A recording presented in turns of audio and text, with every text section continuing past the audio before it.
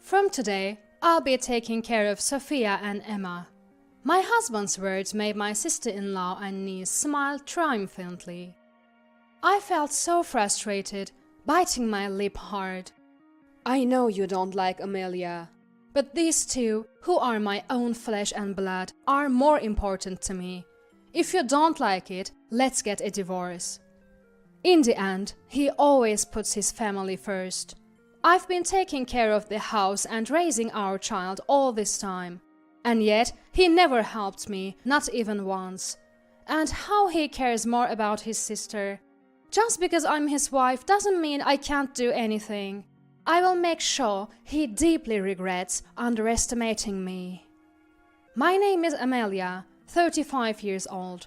I live with my husband, whom I met during my student days, and our 7-year-old son. But I have a problem. I can't work. After tiring out from the social dynamics at my first job, I found it hard to work long hours. So, I work part-time while taking care of our son.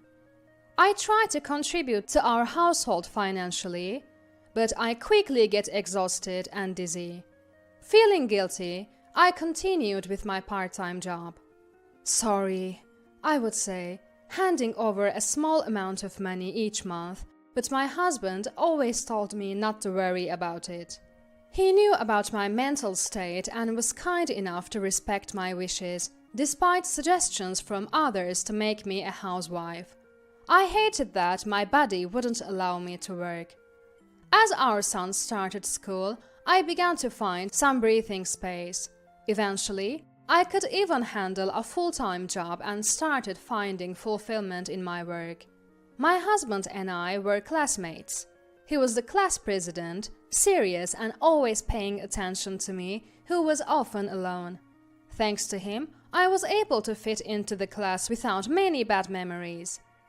We started dating after he confessed at our graduation, and we got married when I became pregnant with our son, Richard. Richard has always been shy and hasn't quite detached from us yet, but his daily growth is a joy to watch. But one day, everything changed. My husband's attitude towards me shifted drastically. I had an inkling why. It must be about his sister. It happened one day when things at work were going smoothly. My husband's sister, Olivia, had a traffic accident. He has 2 siblings, a sister and a younger sister, making them my sisters-in-law. We only meet a few times a year, and my husband, having what you might call a sister complex, is incredibly kind to both of them. So, when Olivia had the accident, I was torn about going to her, but while Richard and I were waiting at home, my mobile phone rang. Hello? Amelia. It was James on the phone. When I was about to ask if I should visit Olivia in the hospital, he casually said, Amelia, you don't need to come to visit. Why not? It seemed strange not to visit my sister-in-law as his wife. When I asked, he replied, because Sophia apparently doesn't want to see you.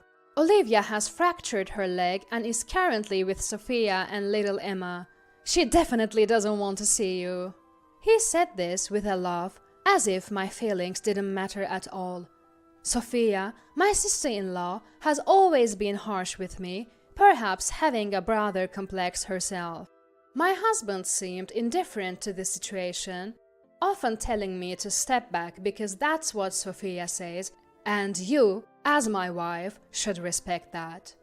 I was frequently told something along those lines. Hold on, is Olivia okay? She's fine, but you really don't need to worry about it, Amelia. But still, I could hear a heavy sigh on the other end. Look, you're misunderstanding something. This is my family's issue, and it has nothing to do with you, Amelia. You really can be so clueless.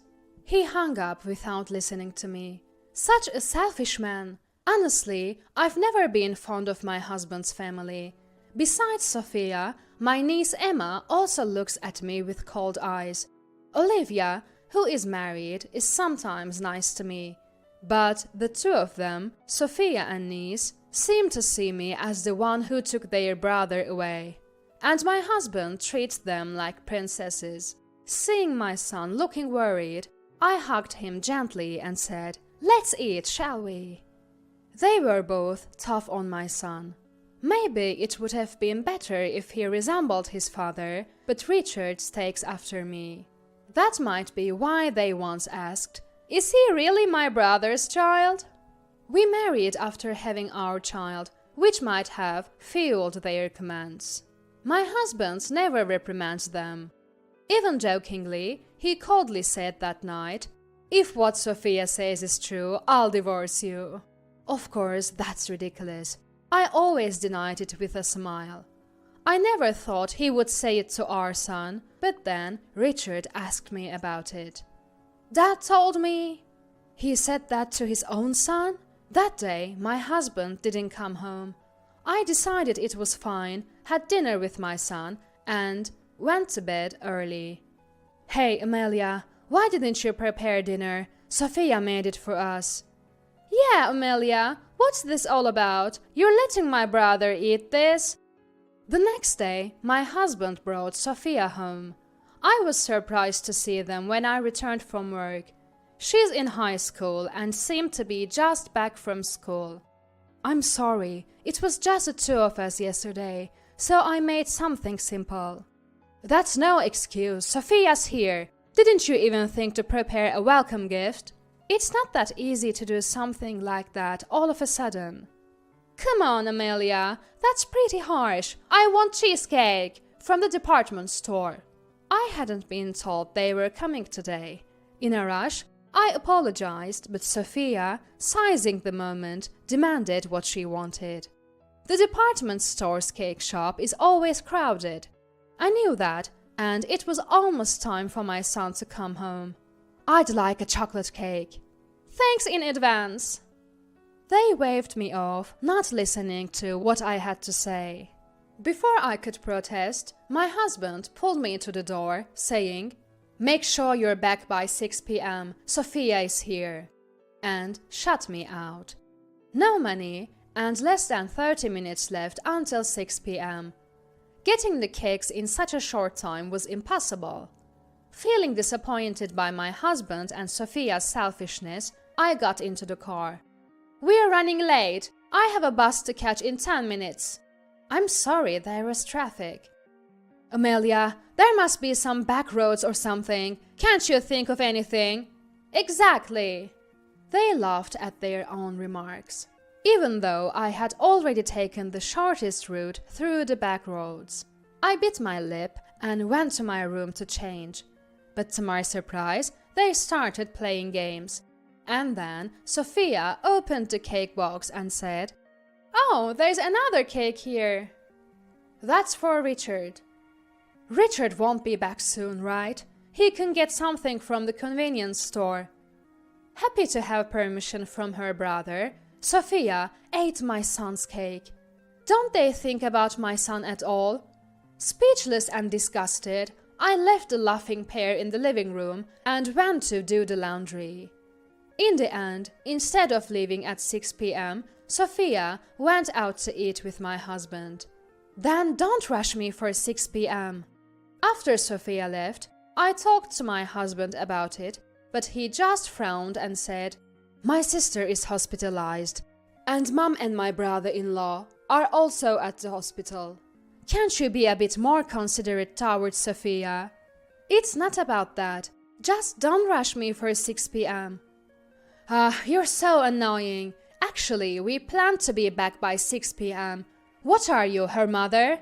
He plucked his ears, annoyed, and said, "Next time, make sure you cook properly." He hadn't even told me they were coming today. If I had known in advance, I would have prepared something. But my husband, who always puts his sister and niece first, would never listen to me. Since then, Sophia started coming to our house more often. Eventually, even my niece, Emma, began to visit. Emma, a middle schooler, was like an older sister to my son. So, when she came over, my son was always happy to join in their games.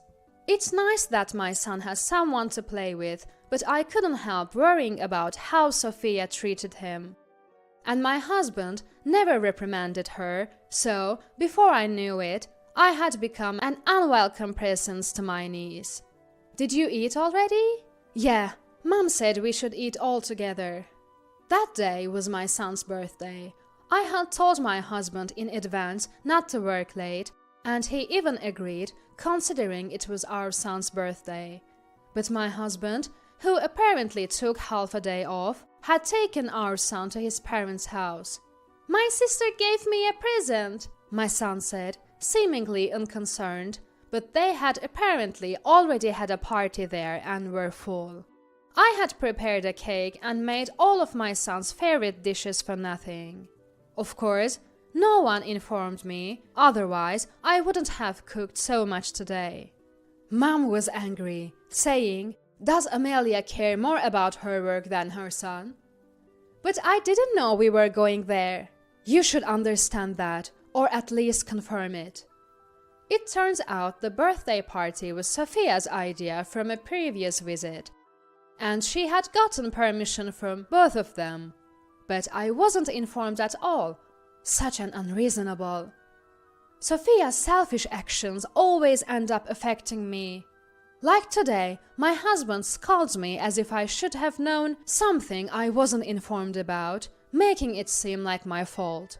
Lately, Sophia has been kinder to my son, it seems. So, my son doesn't dislike her anymore. And with his beloved cousin around, he's happy to go with my husband to his parents' house. "Here, this is your birthday present from Mom." I tried to cheer up and handed it to my son, but he looked puzzled. "I got this from Sophia." "What?" The gift I had prepared was a game that my son had wanted.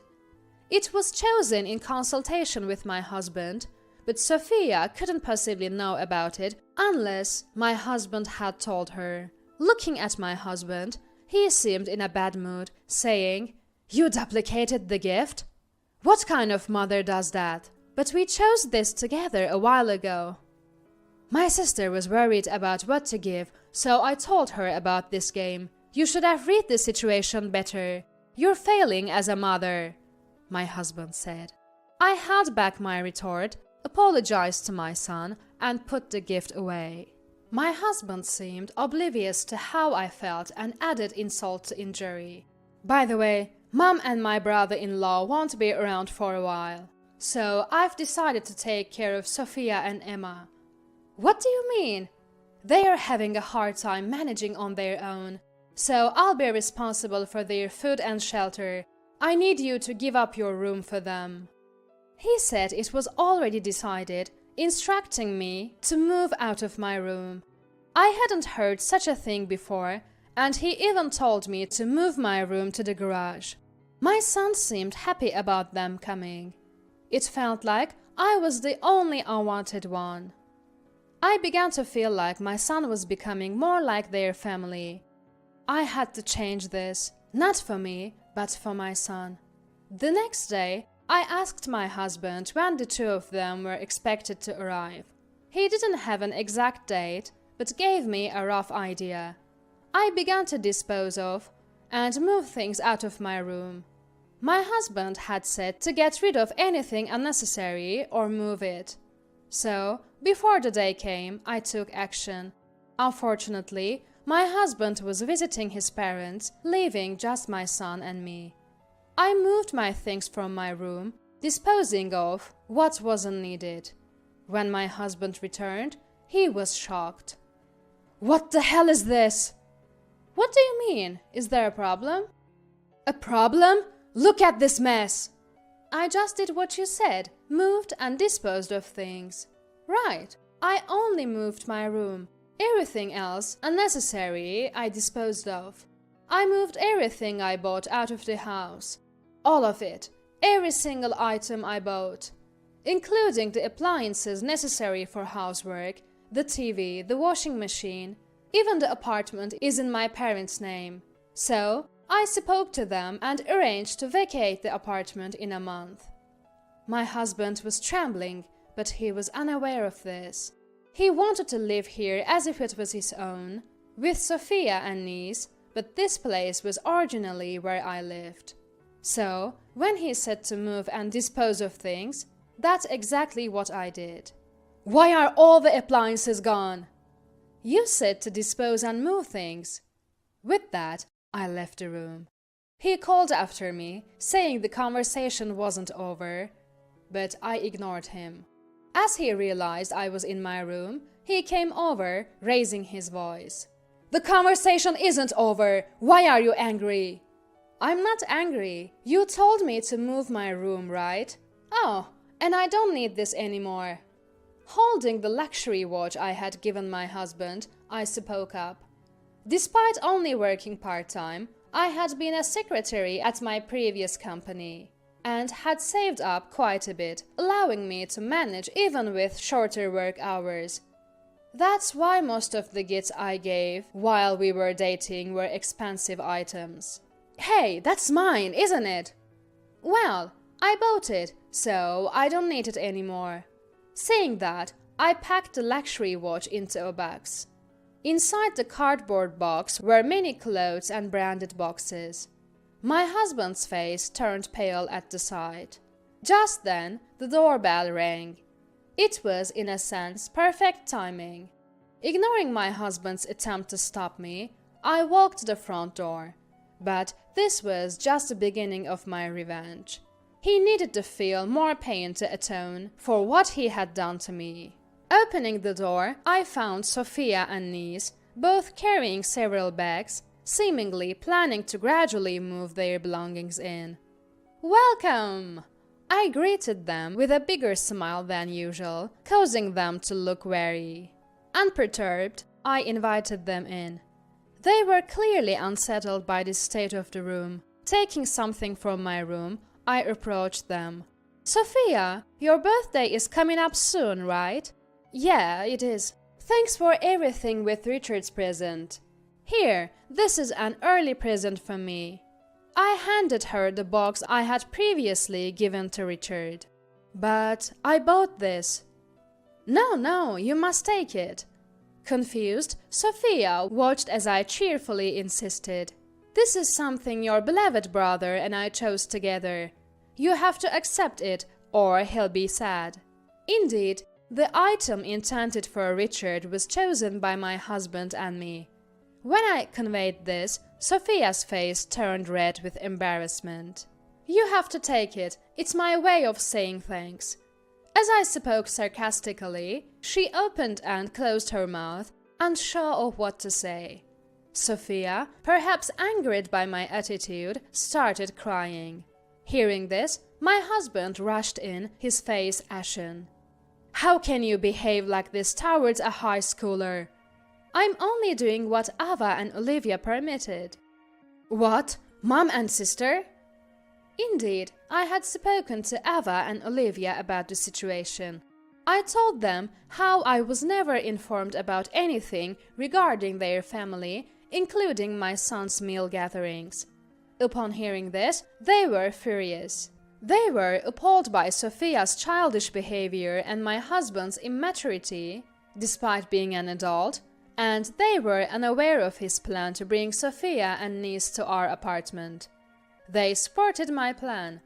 Although I hadn't interacted much with Olivia, she understood my situation and even encouraged me playfully to go ahead with my plan. I know you don't like them, Amelia, but these two, who are my own flesh and blood, are more important to me. If you don't like it, let's get a divorce. Thank you. Then, let's divorce. What? My husband, evidently shocked that I didn't object, stared in disbelief as I presented him with the divorce papers I had prepared beforehand. Wait a minute. Ignoring his panic, I told him that the apartment was being sold, that I had moved my belongings to another apartment, and that I had obtained approval from his family. You want a divorce, right? I'm happy to oblige. Oh, and please sign quickly. I need to catch the 6 p.m. bus. Wait a minute. After some frantic behavior, my husband eventually acquiesced and signed the divorce papers. I was finally free. He looked dejected and asked, "What about Richard?" "I've already discussed it with him." "No way." When I talked to my son that day, he readily agreed to come with me. I was relieved when he chose to stay with me. I was finally free from them. We now live in an apartment near my parents' home. Later, after recovering from her hospital stay, Olivia came to visit with gifts and apologies.